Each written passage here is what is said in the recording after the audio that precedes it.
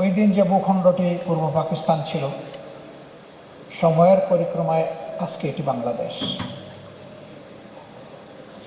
23 বছর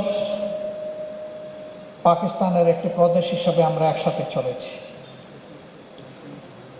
সেই সময়টা যারা পশ্চিম পাকিস্তানে ছিলেন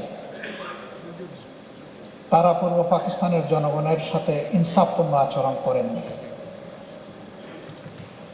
এই ডিসপ্যারিটির বিরুদ্ধেই একটা নীরব দ্রোহ ছিল 70-এর নির্বাচন। পরবর্তীতে এই নির্বাচনের হাত ধরে আমাদের মুক্তিযুদ্ধ, অসংখ্য জীবনদান, বিপুল ক্ষয়ক্ষতির মধ্য দিয়ে পুনরায় দ্বিতীয় স্বাধীনতা বাংলাদেশের জন্য। এখানে লক্ষণীয় বিষয়, 71-এর মুক্তিযুদ্ধে কোনো সিভিলিয়ানের মুখ দিয়ে মুক্তিযুদ্ধের ঘোষণাটা প্রচারিত হয়নি, হয়েছে আপনাদের মুখ দিয়ে।